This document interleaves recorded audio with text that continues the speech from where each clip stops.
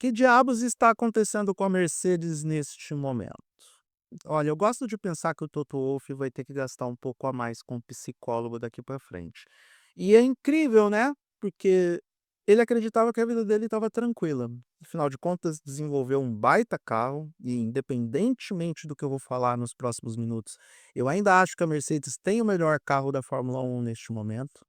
Tem 2 pilotos muito rápidos, forjou a carreira dos 2, do George Russell, ele conduziu ele para a Williams e pelo bom trabalho prestado para a equipe que antes era a equipe satélite da Mercedes, satélite no sentido de, se vocês não se lembram ou não sabem, estava tudo em casa, né, que a Suzy Wolff estava lá, então era fácil colocar piloto Mercedes na Williams, até que a Williams foi absorvida por um grupo, de empresários que agora está envolvido numa série de confusões que, de repente, eu posso gravar um vídeo para comentar sobre isso. E tem o Antonelli, que foi a grande aposta do Toto Wolff e uma aposta que, por enquanto, está se pagando. Ele achava que ele não ia ter problemas, mas aí o Antonelli decide ganhar 5 corridas em sequência, George Russell fica meio putinho com isso, os 2 pilotos entram na pancadaria no Canadá, entram na pancadaria de novo em Barcelona. Barcelona é um local que traz péssimas recordações para o Toto Wolff por causa de 2016. Vocês sabem do que eu estou falando, é uma história que está se requentando, mas a gente está vendo a reprise de peças e músicas e filmes que acontecem de tempos em tempos, faz parte da repetição que a Fórmula 1 vive. E agora a gente tem o que alguns chamam de humilhação da Ferrari para cima da Mercedes. Sim, porque o Hamilton não apenas venceu o GP de Barcelona, ele humilhou, foram mais de 20 segundos de vantagem em relação aos 2 carros da Mercedes e, considerando que isso aconteceu no trecho final de prova, considerando que isso aconteceu por conta de uma estratégia que a Ferrari aplicou, com 3 paradas para pits, para troca de pneus, é uma humilhação. E o Toto Wolff vai ter alguns cabelos brancos nascendo na cabeça dele. O que está acontecendo com a Mercedes? Tá tudo perdido? Na minha opinião, não. Insisto, continua a ter o melhor carro, tá? E quem pensa diferente disso está errado. Até porque, em termos de pontos e olhando para a fotografia do que foi o GP de Barcelona, e a gente tem aqui um óbvio equilíbrio de forças e as equipes, as principais equipes da temporada estão efetivamente na primeira e segunda posições e também ocupando as 4 primeiras posições no campeonato de pilotos, Mercedes e Ferrari seguem à frente e com 1/3 de temporada concluída, a gente tem claramente essa relação de forças entre Mercedes, Ferrari, McLaren e Red Bull. Essas 4 estão no comando. Então, a Mercedes ainda tem o controle da narrativa, ainda tem o controle da ação, ainda tem o melhor carro. Eles conseguem fazer como diferencial próprio as performances, principalmente no quali. O ritmo de corrida da Mercedes é muito bom, mas o quali eles conseguem obliterar a concorrência, e isso dá uma enorme vantagem dependendo da pista. Só que tem um detalhe, no ritmo de corrida a Ferrari efetivamente se aproximou, mostrou que tem um carro equilibrado, que está melhorando, que tem uma margem de melhor ainda, e é aí que está o problema da Mercedes neste momento em 2026. A margem de melhora da Mercedes é menor do que a concorrência, né. Eu não posso estimar o quão menor, mas ela é menor. Quando você nasce com um carro bem concebido, o que você precisa fazer para consolidar essa dominância é acumular uma gordura para depois essa gordura gastar, porque a gente está falando da Fórmula 1, é um esporte ultra tecnológico. Tem gente muito competente na parte de desenvolvimento automotivo, de engenharia, em todas as equipes. Exceto, é claro, na Aston Martin, que a Aston Martin é uma piada mesmo. Mas em todas as equipes, menos no inferno que o Fernando Alonso está passando, tem engenheiros, projetistas, técnicos, gente muito competente. É histórico, é muito raro a gente ver as lavadas que a Mercedes aplicou ao longo de uma década acontecendo por muitas temporadas. Por isso que Mercedes obliterou em 2014, 2015, 2016. De 2017 para frente, a Ferrari começou a diminuir a distância, de 17 e 18 principalmente, e de 18 para frente a Red Bull se aproximou. 2020 o campeonato, apesar do Hamilton ter dominado, foi mais equilibrado, assim como os 2 anos subsequentes a esse, e em 2021 a gente viu uma das melhores temporadas da história. E veja como essa teoria se confirma, né. A Red Bull é a equipe dominante hoje? Não é. Em 2023, naquela vergonha, foi. Então a gente sabe que as outras equipes evoluem.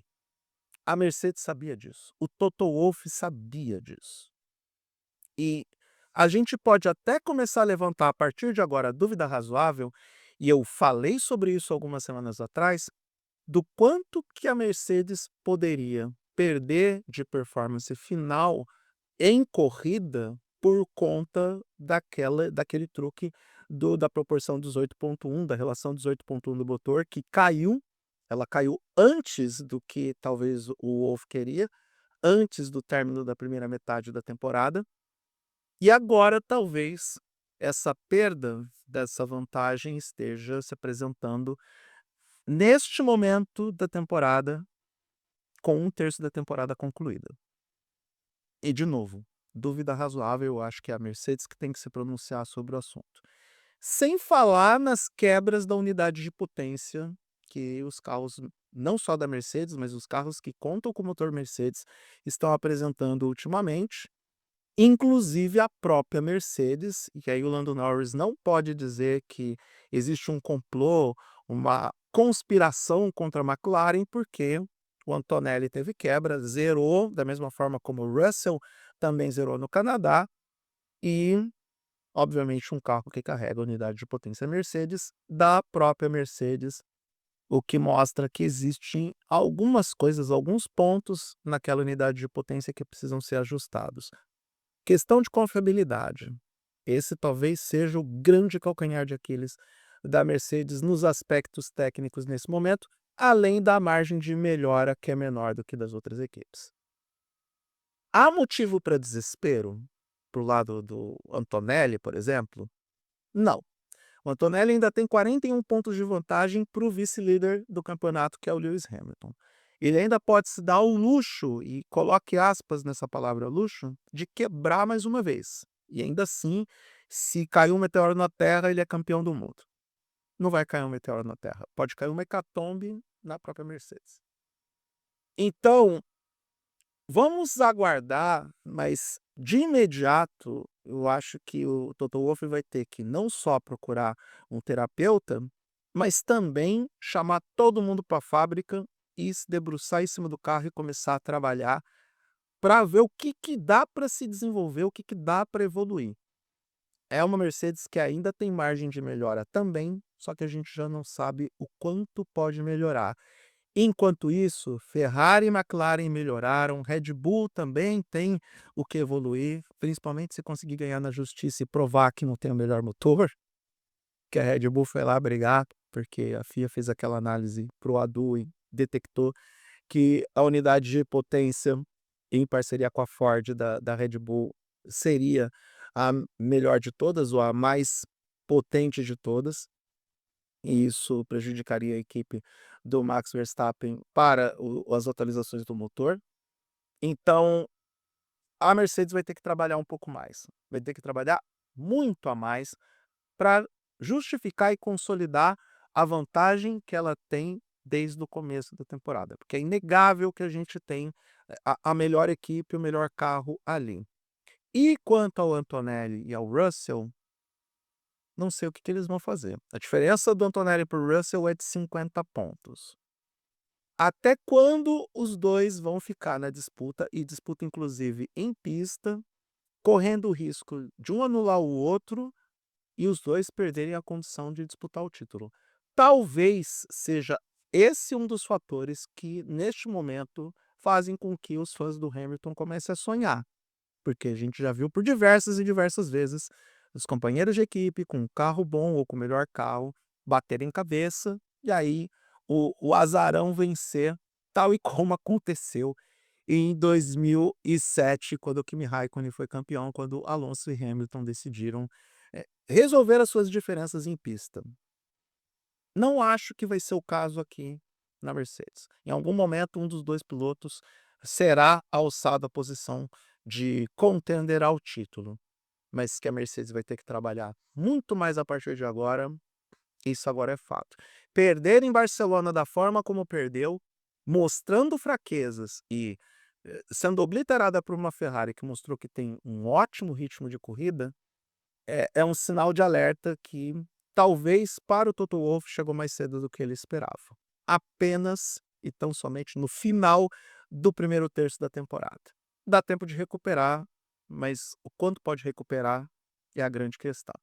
Se você gostou do que viu nesse vídeo, se inscreva no canal, dê o like, compartilhe o conteúdo, clique na sineta para receber as notificações e me ajude a chegar aos 50 inscritos. É a minha primeira meta, a gente vai de degrau em degrau fazendo essa iniciativa alcançar patamares mais altos. Eu sou Eduardo Moreira, agradeço a atenção até aqui, um grande abraço para todo mundo e até a próxima.